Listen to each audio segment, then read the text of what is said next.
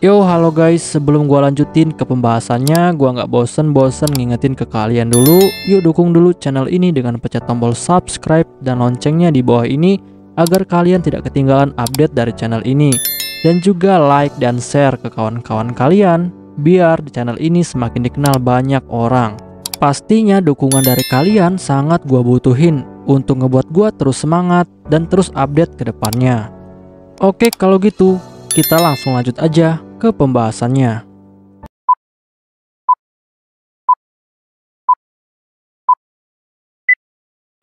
Yo, halo guys, di video gua kali ini gua bakal ngebahas light novel Mahoka Kokonoroto Seimei-jin Company volume kedua chapter keempat. Di chapter ini bakal dibahas tentang relik buatan. Untuk kalian yang belum nonton chapter sebelumnya, silahkan ditonton terlebih dahulu. Di wilayah California, tepatnya di kota San Francisco, ternyata di sana ada sebuah organisasi internasional, yaitu organisasi yang bernama FIRE. Dan tujuan dari organisasi ini adalah untuk bisa melindungi semua penyihir dari tindakan ilegal humanis non-penyihir. Tetapi sayangnya kelompok ini adalah kelompok yang tidak memiliki tujuan yang jelas dan juga tidak diawasi oleh hukum. Bahkan mereka ini dengan sangat sombong menganggap jika manusia yang tidak memiliki bakat sihir, maka manusia itu adalah manusia yang paling rendah. Dan mereka juga tidak segan-segan menggunakan kekerasan demi menjaga kepentingan mereka semua. Dan juga perlu diketahui, walaupun organisasi FIRE dan juga organisasi FEHR memiliki tujuan yang sama, yaitu untuk melindungi hak asasi para penyihir, tetapi kedua organisasi ini memiliki tindakan yang sangat berbeda. Untuk organisasi FEHR yang dipimpin oleh Rena Cavalier, kelompok ini selalu bertindak dengan tindakan yang sangat sah dan juga tidak menyalahi aturan yang ada. Sedangkan untuk organisasi FIRE yang dipimpin oleh Rocky Dean, mereka ini tidak akan segan-segan melakukan apapun demi kepentingan mereka sendiri, walaupun cara yang mereka gunakan adalah tindakan yang ilegal, termasuk pembantaian. Pada tanggal 11 Mei di kantor pusat organisasi FIRE, ternyata di sana ada seorang wanita cantik yang berusia sekitar 30 tahun.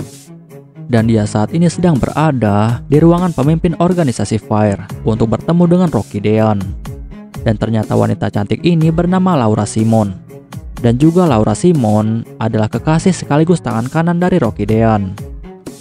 Lalu setelah itu, Laura Simon mulai melaporkan sesuatu kepada Rocky Dean. Laura bilang bahwa dia telah mendapatkan sebuah informasi tentang lokasi relik yang sedang mereka cari. Rocky Dean yang mendengar hal itu, dia pun langsung menjadi sangat tertarik. Dan Laura pun lalu memberitahu Rocky Dean jika relik itu adalah relik asli yang berasal dari pertambangan relik di wilayah Gunung Norikura. Dan Gunung Norikura berada di wilayah Chubu, negara Jepang. Rocky Dean yang mendengar hal itu, dia pun lalu bilang kepada Lauren bahwa lokasi tersebut cukup jauh dari pelabuhan dan mereka akan sangat sulit untuk bisa mengirimkan alat ke wilayah itu. Dan Lauren pun lalu memberitahu Rocky Dean bahwa bukan itu saja masalah yang harus mereka hadapi untuk bisa masuk ke dalam pertambangan itu. Karena ternyata pertambangan itu juga sangat dijaga ketat oleh pihak militer negara Jepang. Rocky Dean yang mendengar hal itu, dia pun akhirnya langsung mengerti. Lalu Rocky bertanya kepada Lauren, apakah dia tahu bahan apa saja yang dibutuhkan untuk bisa membuat relik buatan. Dan Lauren pun langsung menjawab bahwa menurut informasi yang dia dapatkan, banyak sekali relik yang telah dibuat dengan bahan yang berbeda-beda. Tetapi yang paling umum digunakan adalah batu giok. Dan batu giok banyak didapatkan dari wilayah Itogawa yang ada di negara Jepang. Rocky Dean yang mendengar hal itu, dia pun akhirnya menjadi sangat bingung.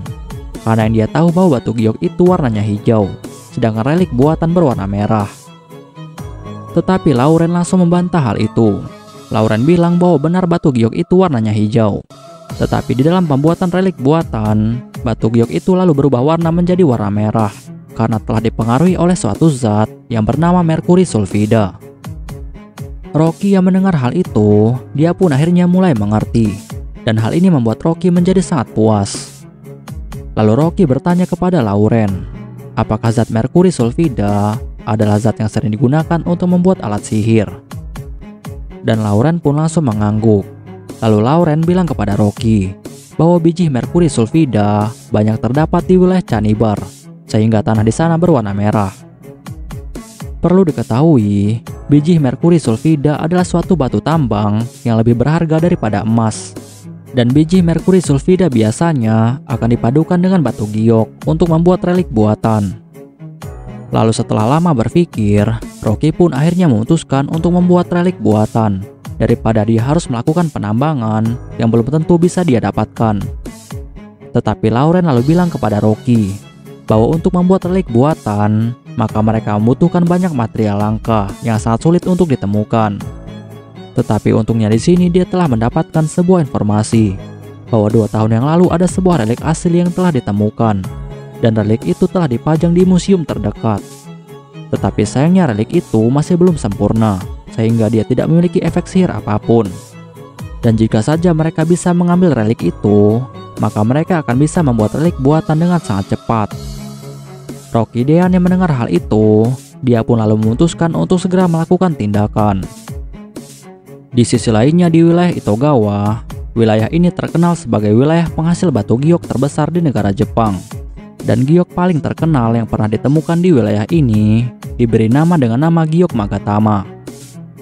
Perlu diketahui, Giok Magatama ditemukan pada abad ke-20, dan sejak saat itu penelitian terus berjalan sampai saat ini. Dan ternyata Giok Magatama ini adalah sebuah batu relik yang belum sempurna. Dan saat ini Giok Magatama telah dipajang di museum terdekat.